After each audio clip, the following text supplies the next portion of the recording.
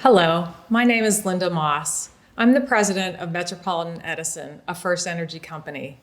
The First Energy Foundation is proud to support the 100th anniversary celebration of women getting the right to vote. As the first female president of MedEd, a company that has origins that date back to just over 100 years, I'm proud to be able to introduce you to this wonderful testimonial created to celebrate the results of a group of courageous women who led the way for women's equality. The 19th Amendment to the United States Constitution granted American women the right to vote, a right known as women's suffrage. This amendment was officially adopted on August 26, 1920, the culmination of a decades-long movement for women's suffrage at both the state and national levels. The journey took 72 years and many strong-willed women fighting for their rights before the amendment would be passed. During America's early history, women were denied some of the basic rights enjoyed by male citizens. Besides the fact that women were not able to vote, married women couldn't own property, and they had no legal claim to money they might earn. Women were expected to focus on housework and motherhood, not politics. But that changed in 1920. And on November 2nd of that year, more than 8 million women across the United States voted in elections for the first time. The number of women voters has grown over the years, and in recent history, the percentage of female voters has exceeded that of male voters in every presidential election since 1964. On August 26, 2020, we celebrate this milestone known as women's suffrage. And we take the opportunity to thank all of the women who fought so diligently for this basic freedom that many people take for granted today. In a year where we will elect the next president of the United States, it is with great pride that we celebrate and reflect upon the amazing women and the incredible energy they demonstrated to fight for this right. A special thank you to the Berks Women's History Alliance, a dedicated group of volunteers. Your passion for educating us about the courage, determination, and perseverance of the women who helped pave our way serve as a reminder of what we can accomplish and fuels the fire for future endeavors. I hope you enjoy the video that follows and celebrate the importance of the women you are about to meet and the role they played in making women's voting rights possible. The following video showcasing the Centennial celebration of the women's suffrage movement is made possible in part by a grant from the Commonwealth of Pennsylvania, Department of Community and Economic Development, and our major sponsor, First Energy Foundation. We thank them and the following sponsors, along with all of our generous donors and supporters, for making the Berks Suffrage 2020 Centennial Celebration a success.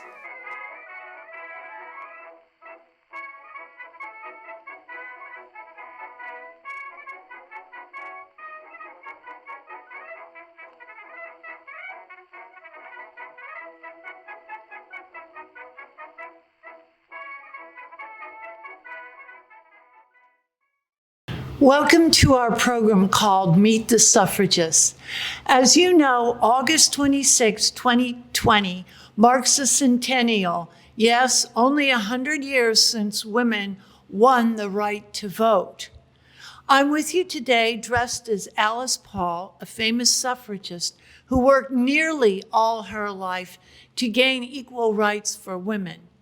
But before I tell you about Alice, I would like to tell you about some of the suffragists who came before Alice and fought to gain suffrage for all American women.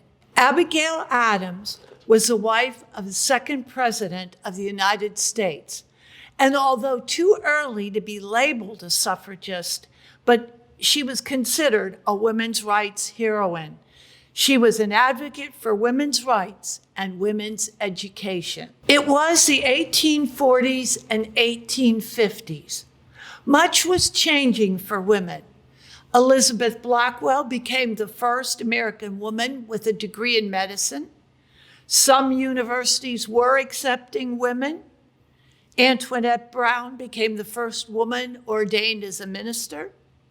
In 1848, Elizabeth Cady Stanton and Lucretia Mott organized the first women's rights conference in Seneca Falls, New York. Susan B. Anthony joined them in 1851.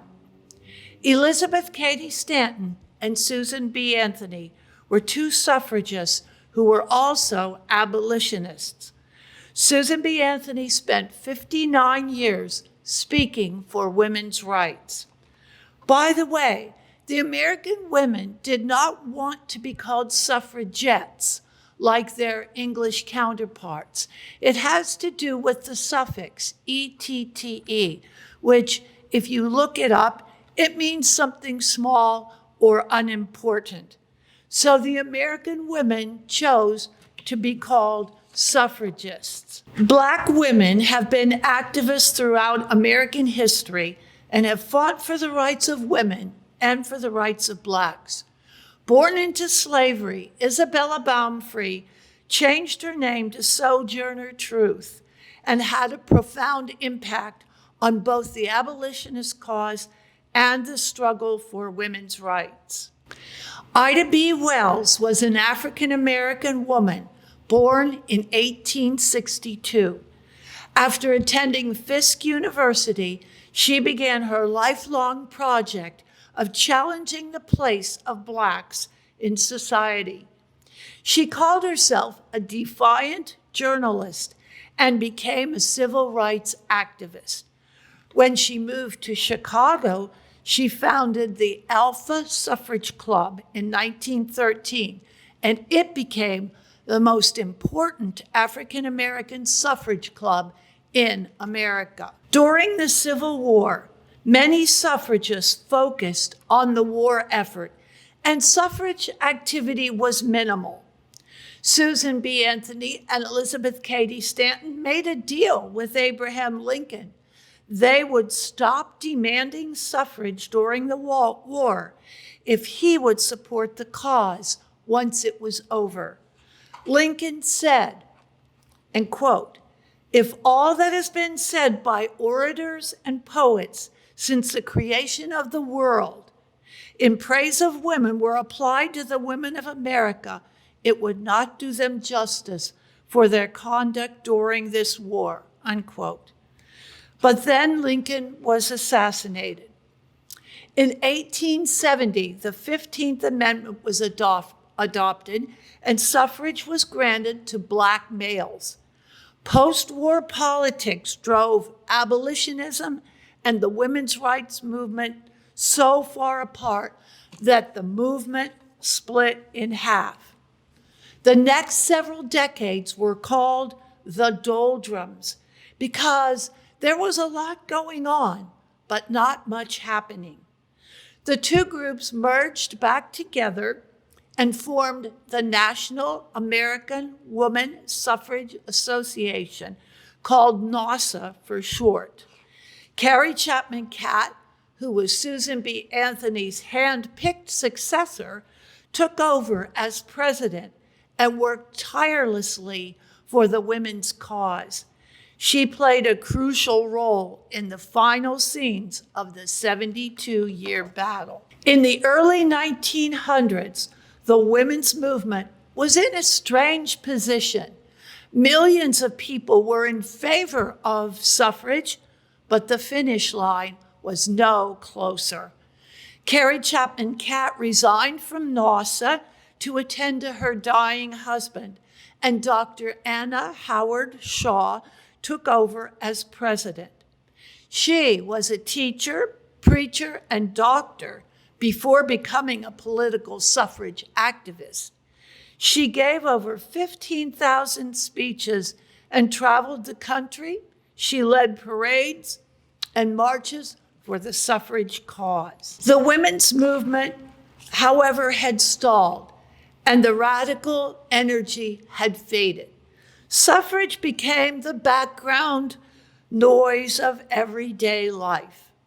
The suffrage movement needed a shot in the arm, a fresh, bold strategy to force men to accept and act on the belief that American democracy belonged to both men and women. Alice Paul and Lucy Burns would soon emerge to revitalize the call for the Susan B. Anthony Amendment. Alice and Lucy became an unstoppable team. They joined NASA in 1912 and were determined to reshape the American campaign for suffrage. They planned and organized massive parades and marches. They put enormous pressure on President Wilson and the Congress in order to achieve their goals. We want you all to know that this was a hard-fought battle merely to obtain for women the right to vote. We urge you all to remember the suffragist stories, to get involved with your elections at all levels, and never take your right to vote lightly.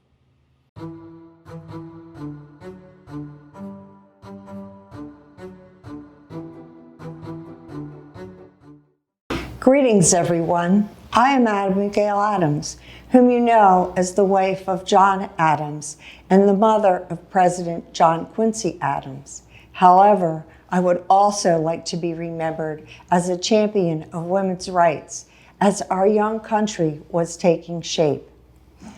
Throughout my life, I devoted a great deal of effort and thought into improving the status of women. As most females in the colonial era, I received little formal education, but through prolific letter writing to family and friends of both sexes, we schooled each other. We acquired knowledge, expressed ideas, yes, even political opinion. When John was attending the Second Continental Congress in Philadelphia, I wrote my now famous Remember the Lady speech.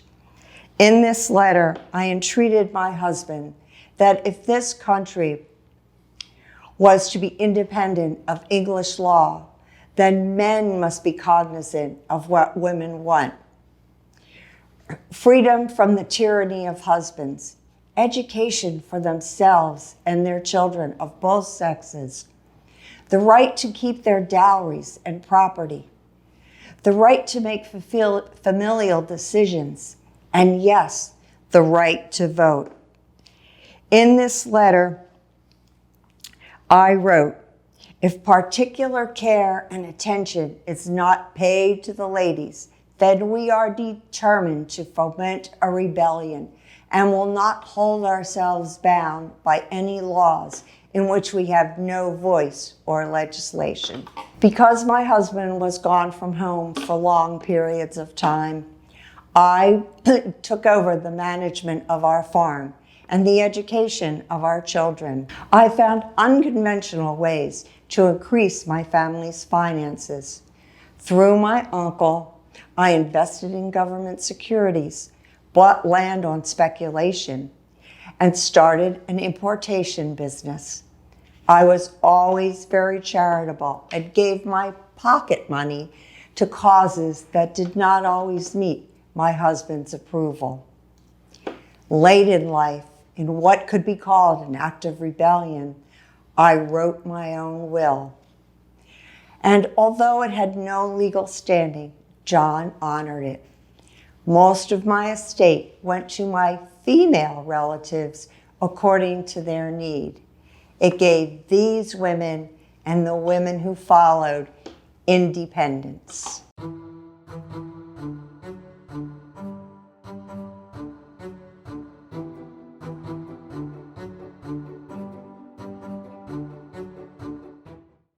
Hello, I'm Susan B. Anthony. This is my friend Elizabeth Cady Stanton. She keeps a room for me in her house so we can work together. She's an excellent writer and a charismatic speaker, but she has 7 children and doesn't get out much. So I care for her children while she writes. Then I go on the speaking tours. I speak on temperance, abolition, women's rights, women needing the right to vote. I give 75 to 100 speeches a year. That's how I support myself. You know what my husband says. Susan stirred the puddings, Elizabeth stirred up Susan, and Susan stirs up the world. We met in 1851 at a conference in Seneca Falls, New York. No, not the big women's rights conference of 1848, where women signed the Declaration of Sentiments, which I wrote, fashioned after the Declaration of Independence, expressing our grievances. When I added that women should have the right to vote, many people, including my husband and the Quaker ladies who helped me write it, thought I had gone too far. But without the right to vote, we were dependent on men to change the laws, and men were not willing to do that.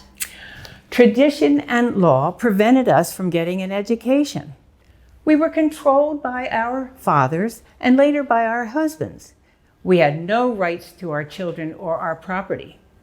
And we couldn't speak in public. Oh, well, I was raised Quaker, so Quakers did allow women to speak in public. So it was really hard for me to hold my tongue at public meetings. Oh, I remember that teachers' convention. Seneca Falls Yeah, in New York. In New York. Must have been 1,000 people in attendance. The men were complaining about the low status and low pay of teachers. True, they made only $650 per year, but women doing exactly the same thing made only $250. And women received far less respect than men did. After sitting hours, you grew so impatient. All I said was, Mr. President. Yes, but pandemonium followed.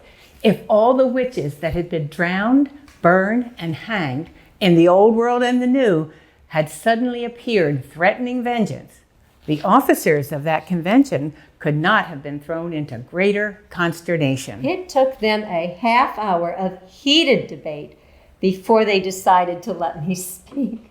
And I said, "Gentlemen, it seems to me that none of you quite comprehends the cause of the disrespect of which you complain. Would teaching be a more lucrative profession if men were not competing with the cheap labor of women? Want your profession to be more lucrative? Increase the salaries of women."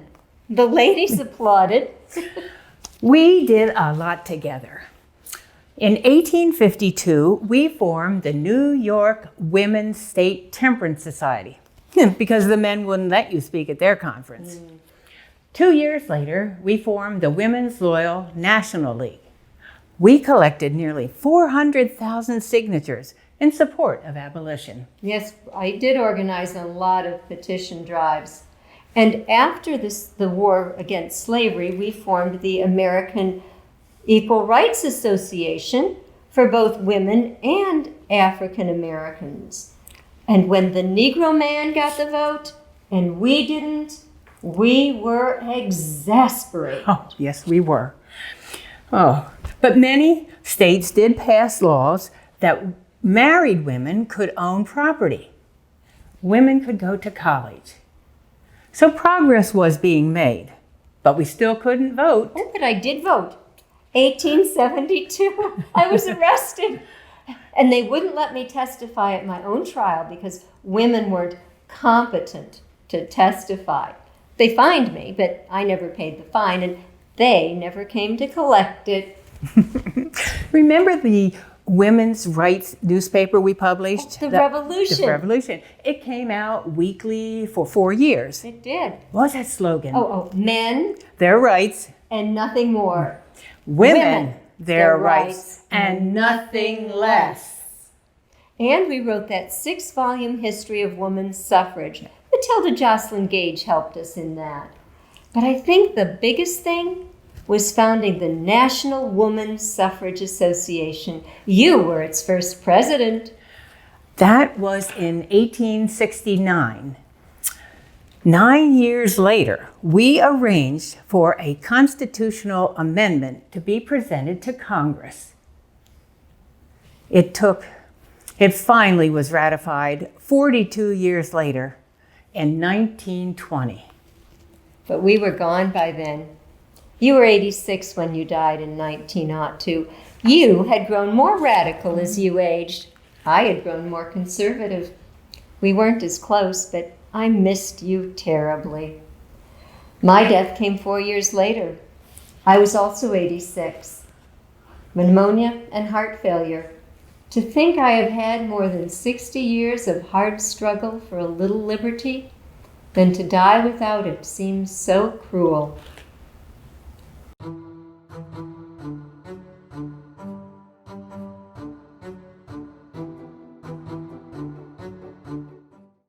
My name is Sojourner Truth. Today I am listed as one of the 100 most influential people in America today. But I was born Isabella Baumfree in 1797, a poor slave girl sold away from her family at age 9 with a flock of sheep. When I was 29, I escaped from slavery with my youngest daughter.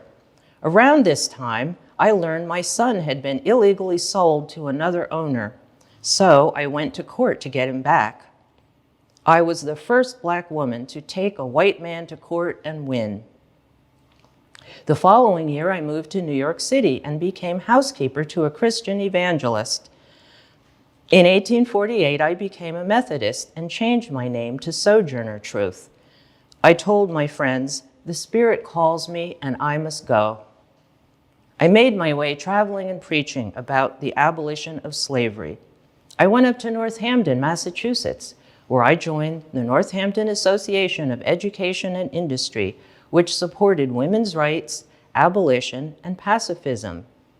There I met leading abolitionists of the day, William Lloyd Garrison, Frederick Douglass, and David Ruggles. I dictated my memoirs to my friend Olive Gilbert, and later these were published as a book called The Narrative of Sojourner Truth, a Northern Slave. When I was 53, that book came out, and that same year, I purchased a home in Northampton, and I went to the first National Women's Rights Convention in Worcester, Massachusetts. 4 years later, I paid off the mortgage to my home with sales from the book.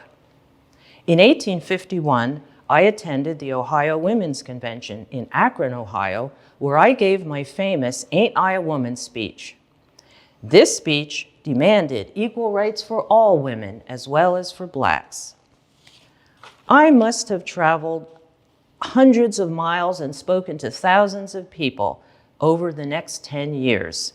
From 1851 to 1853, I traveled around Ohio with Marius Robinson, editor of the Anti-Slavery Bugle. I then went to Battle Creek, Michigan, to speak to the Friends of Human Progress. You know, there was a time when I used to hate white people. My parents taught me to pray to have good masters, but mine were not good. But when I finally met my final master, Jesus, I was filled with love for everybody.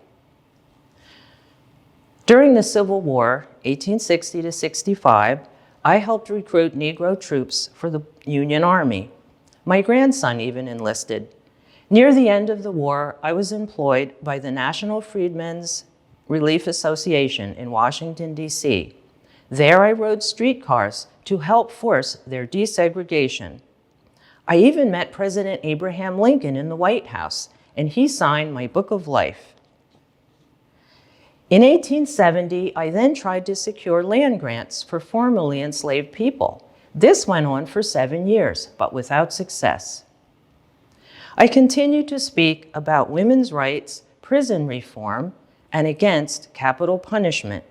Not everyone welcomed my lectures, but most did, and I counted among my friends such influential people as Amy Post, Wendell Phillips, Lucretia Mott, Susan B. Anthony, and Ellen G. White, to name a few.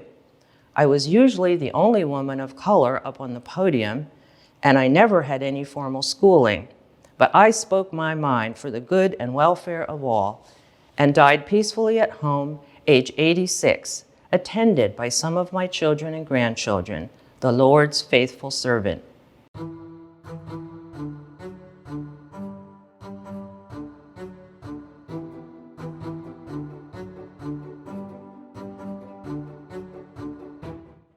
I'm Ida B. Wells.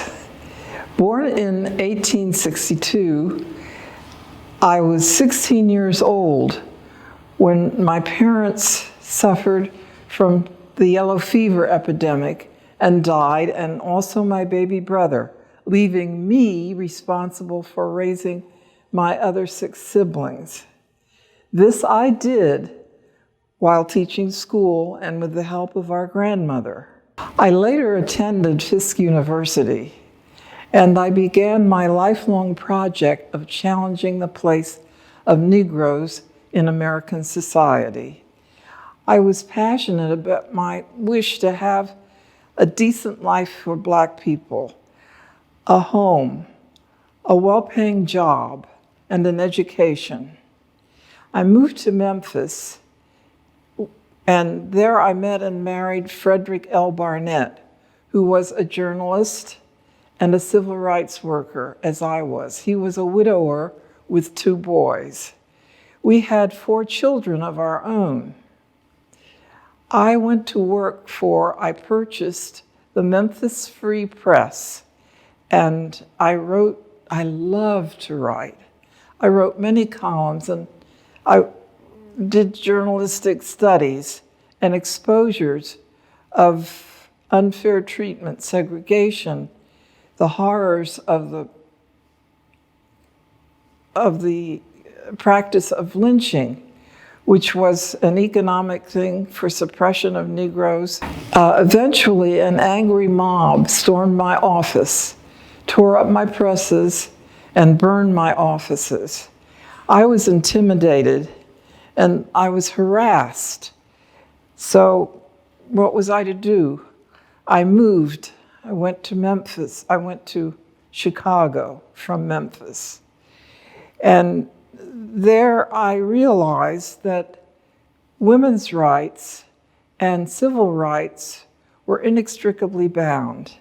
And I put all my energies and my thoughts and my efforts and my work and my writing behind the emerging women's movement, which was becoming nationwide at the time.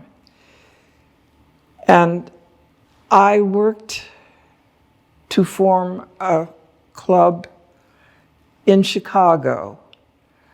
I formed the Alpha Club, which became the most prominent suffrage club for African American women in America.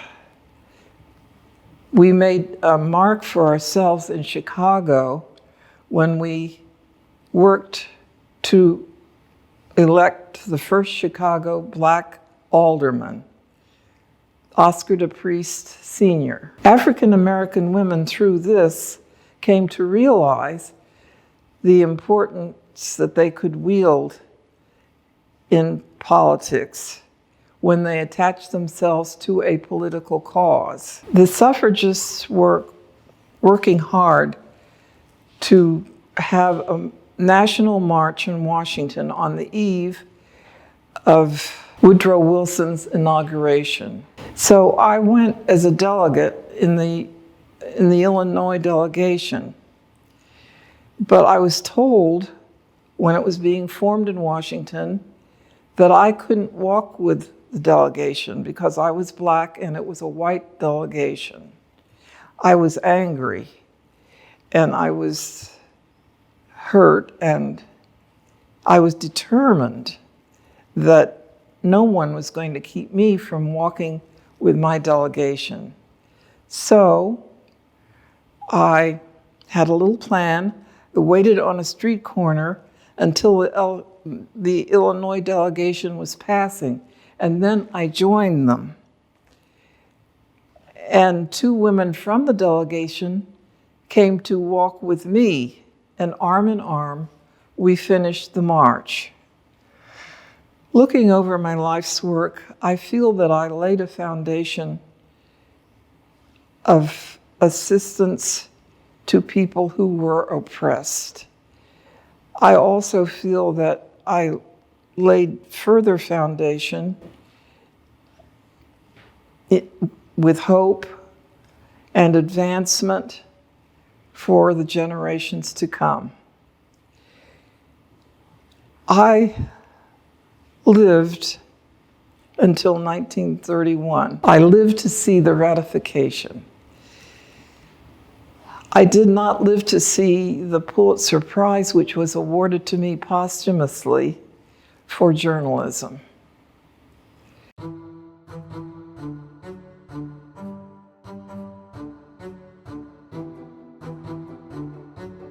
I, Carrie Chapman Catt, am proud to be considered one of the most zealous and successful American leaders for women's suffrage.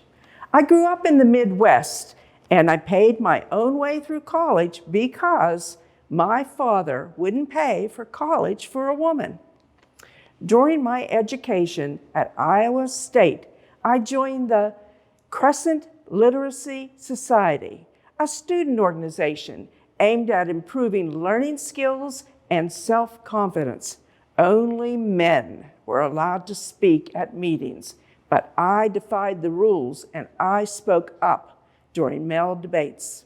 This led to a discussion and ultimately to women gaining the right to speak. In 1880, I'm proud to say, I was the only female graduating with a Bachelor of Science degree.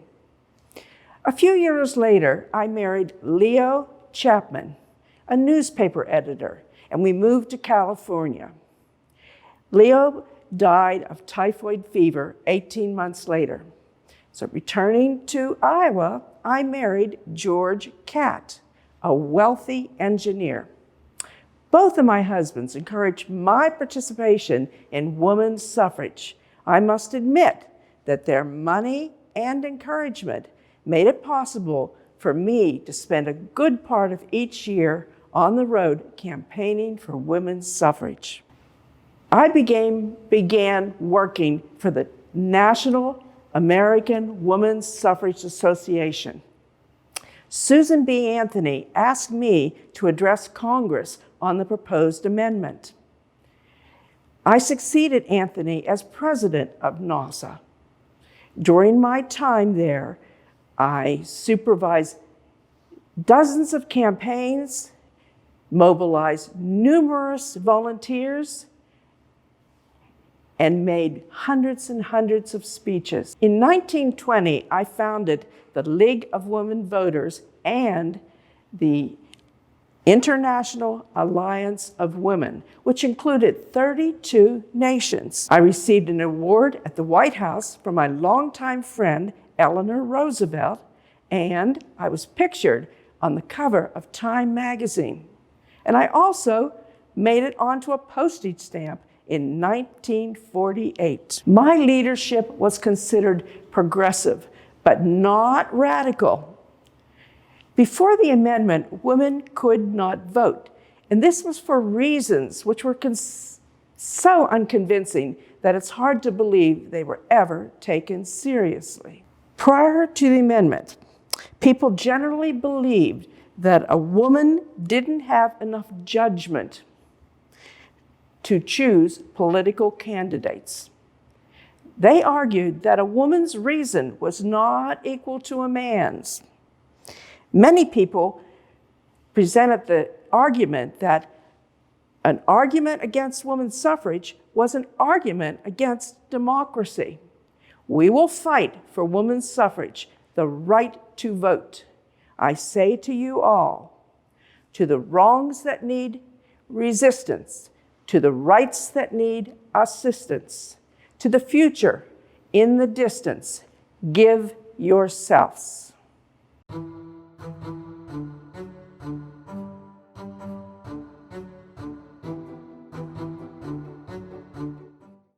A teacher, preacher, doctor, and political activist, I am Reverend Dr. Anna Howard Shaw. And although I was born in England, I was the only suffragist who lived here in Pennsylvania. I had been to Reading on my speaking tour, and I built a home in Media, Pennsylvania in 1903, where I lived until I died a year before the 19th Amendment was passed.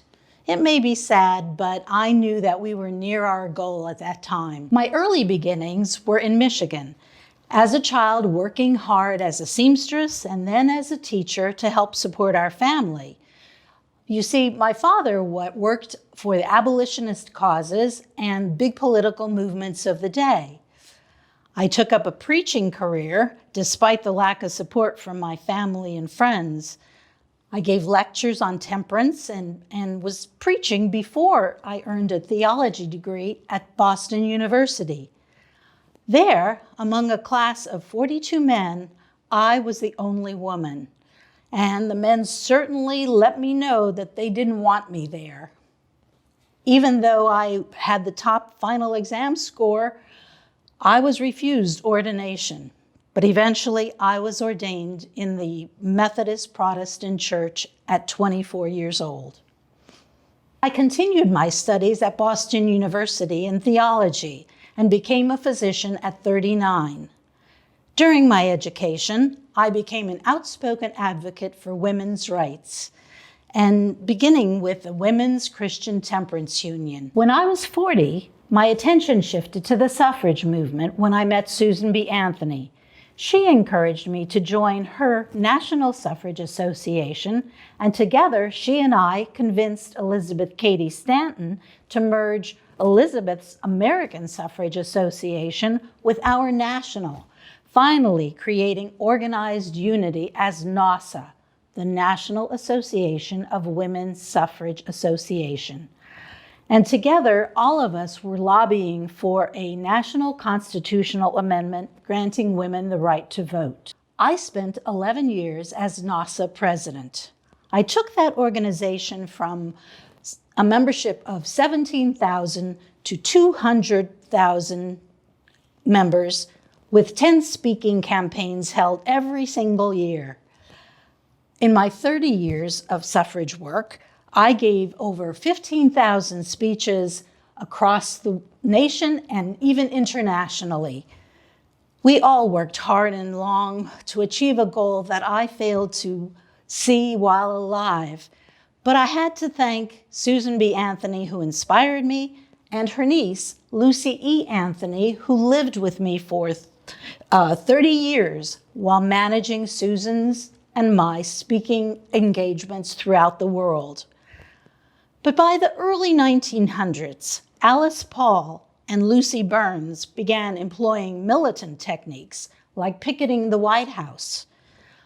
I was unalterably opposed to the use of militancy. So in 1915, I resigned from being president of NAWSA. Although I did continue working for the suffrage cause the remaining years of my life. During World War I headed the Women's Commission of the Council of National Defense, and I was the first woman to earn the Distinguished Service Medal. I died at 72 in 1919, with the vote to finally be won the next year. I was proud to have helped win our right to vote.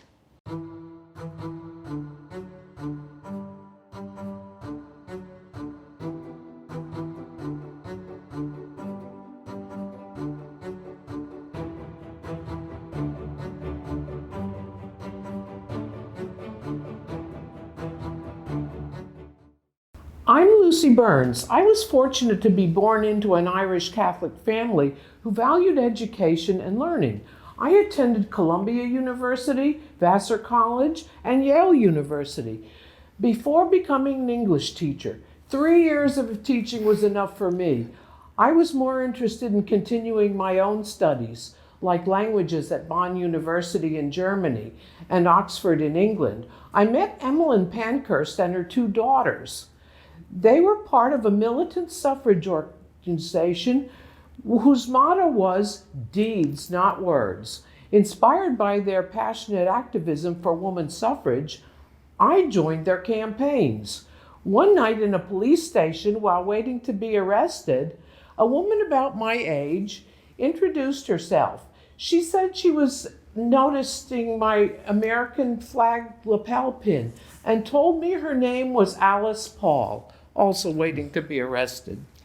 We returned to the United States around 1912, and we were determined to reshape and re-energize the American campaign for women's suffrage.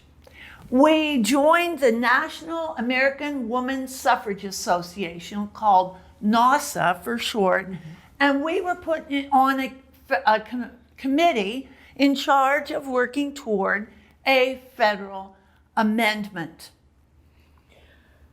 There was only $10 in the budget for us to work with, but in true suffragist style, and only 3 months, we planned an elaborate parade, a public event to gain maximum national attention. There would be floats, horses, bands, and thousands of women marching up Pennsylvania Avenue in Washington, and it would coincide with Woodrow Wilson's presidential inauguration. The date was March 2nd, 1913, the day before his inauguration. We put President Wilson on notice that we were a new generation of American suffragists, and we were quite literally moving forward. The scene at the parade turned ugly, however, when we were attacked by crowds of angry men, first with insults and obscenities, and later with physical violence, while the police stood by and did nothing to help. But our group of suffragists made headlines in the newspapers all across the nation. In just a few months, Lucy and I became a dynamic force in the American suffrage movement, injecting it with new life and vitality. Lucy told you about some of our similarities, but we definitely had our differences too. These differences were overshadowed by our shared passion for the cause. We were often described as having one mind and one spirit. Although Carrie Chapman Catt and Alice and I shared the same goal of universal suffrage, Carrie Chapman Catt wanted to endorse Wilson for president. So Lucy and I gathered some women together who shared our ideas, and we formed a new party called the National Women's Party, the NWP for short. We organized silent sentinels to stand outside the White House, holding banners and signs inscribed with incendiary phrases, all directed at President Wilson.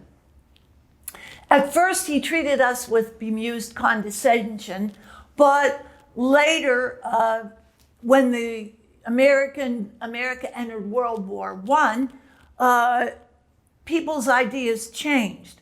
We were criticized for picketing a wartime president.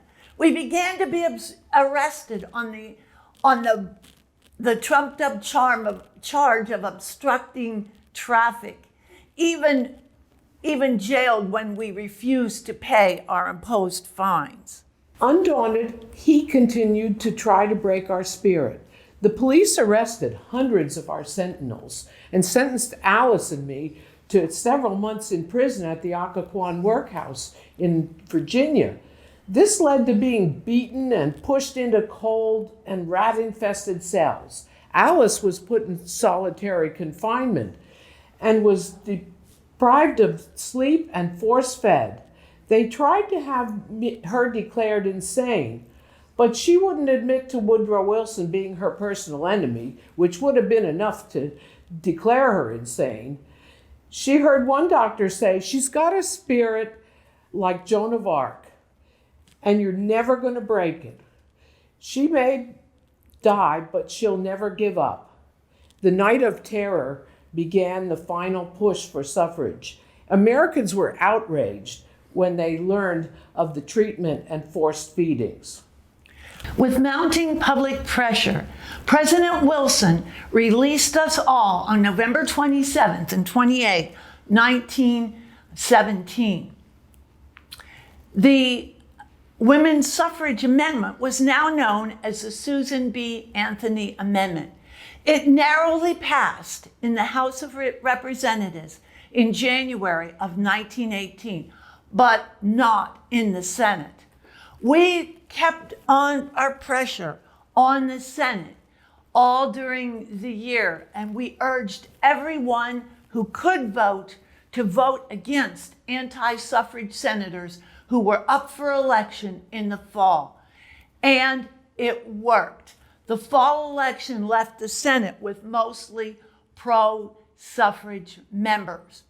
And on June 4th, 1919, the Senate passed the Susan B. Anthony Amendment by 1 vote, and the battle for state ratification began. On August 20th, 1920, the final state of 36 needed for ratification was Tennessee. The deciding vote was to be cast by 24-year-old Harry T. Byrne, the youngest of the Tennessee delegation. Wearing a red rose indicating anti-suffrage, and originally intending to vote no like many of the southern states, he changed his mind after receiving a letter from his mother urging him to vote yes for suffrage, which he did. And 6 days later, August 26, 1920, Secretary of State Colby certified the ratification, and with a stroke of his pen, American women won the right to vote after a 72-year battle. The flag behind me is our suffrage flag.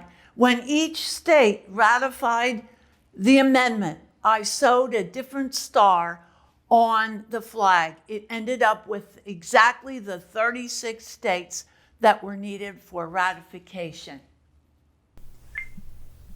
Hi, I'm Secretary of State Kathy Bookvar, and while I'm very sorry we can't physically gather, I'm very happy to join you virtually to celebrate the 100th anniversary of women's suffrage and passage of the 19th Amendment to the Constitution. Last June 24th, 2019, was the centennial of Pennsylvania's ratification of the 19th Amendment, and I was proud to lead a grand commemoration in our Capitol Rotunda in Harrisburg. It was truly an inspiring day to see so many women of all colors and ages wearing suffrage white and cheering the bravery and tenacity of our foremothers. I'm proud to say that Pennsylvania embraced women's suffrage relatively early, becoming the 7th state to ratify the amendment just 20 days after it cleared Congress. It took more than a year after Pennsylvania's vote for the amendment to become law on August 26, 1920. I'm proud of Pennsylvania's early embrace of women's suffrage. The Commonwealth helped lead the way for the rest of the nation. Suffragists labored long and hard, enduring arrests, hunger strikes, violence, and public persecution for their efforts to gain us the right to vote. One of my favorite suffragists was Carrie Chapman Catt. She tirelessly traveled the country advocating for women's right to vote. Carrie was forward-looking in every way. She even had a prenuptial agreement with her husband, guaranteeing her 4 months of free time every year to work exclusively for suffrage. Carrie formed the International Women's Suffrage Alliance, served as president of the National Women's Suffrage Association, and after suffrage was achieved, founded the League of Women Voters. American women had to wait an extraordinarily long time to vote, 144 years after the birth of our democracy. But some other Americans had to wait even longer. Last year, I was honored to join 17 of my National Association of Secretaries of State colleagues on a journey to Selma, Birmingham, and Montgomery, Alabama, to share, witness, and try to absorb the historical moments and landmarks that epitomize the devastating struggles and inspiring achievements of the voting rights movement. It was a humbling and inspiring experience, and a poignant reminder that we have been granted the opportunity and responsibility to make a difference in this world and to leave it a better place. The civil rights struggles and victories helped persuade President Johnson to sign the Voting Rights Act of 1965. And 6 years later, in 1971, one of the marchers of the civil rights movement, C. Dolores Tucker of Philadelphia, became Pennsylvania's Secretary of State and the first African American woman to hold that position in any state.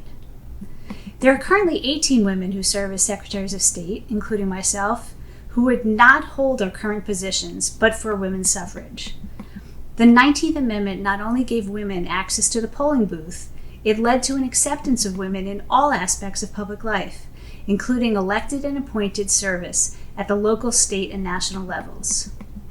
When our great-grandmothers set their sights on suffrage, they understood that voting is the essential ingredient and continuing sustenance of a democracy. Susan B. Anthony called it the pivotal right. I believe we could best fulfill that duty and honor the sacrifices of our suffragist foremothers by ensuring that no eligible voter is ever disenfranchised, by encouraging all citizens to vote, and by continuing to do everything we can to secure the integrity of American elections. Thank you for everything you do to continue to ensure voting rights for all eligible voters. Happy 100th anniversary. The Justice Bell came to Reading, Pennsylvania in 1915. Known as the Liberty Bell for women's suffrage, this bell had many symbolic names like the Suffrage Bell or the Women's Liberty Bell. It was inscribed with the words, "Establish Justice." Its clapper was chained to prevent it from ringing. This represented the silence of women who did not have the right to vote. It was commissioned by Catherine Wentworth Ruschenberg in 1915. She was one of the 70,000 members of the Pennsylvania Women Suffrage Association. The 2,000-pound bell toured all 67 counties in Pennsylvania and was mounted onto the back of a flatbed truck adapted for traveling. A Votes for Women banner was attached to the truck's back railing, along with a sign that read, "This bell will ring for the first time on the day that women of Pennsylvania are granted the right to vote." Suffragists escorted the bell to the counties and spent the summer zigzagging across the state. Unfortunately, the bell's clapper was not unchained following the November referendum. The amendment was defeated by the Pennsylvania male voters. All the counties of southeastern Pennsylvania, with the exception of Chester County, voted against it, some by wide margins.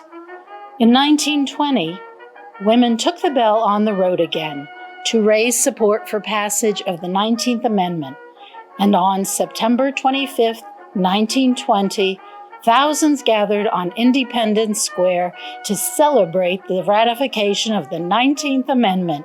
Women finally had the right to vote. Catherine Wentworth Ruschenberg spoke of the history and significance of the Justice Bell. A woman dressed as Justice marched out of Independence Hall and unchained the clapper.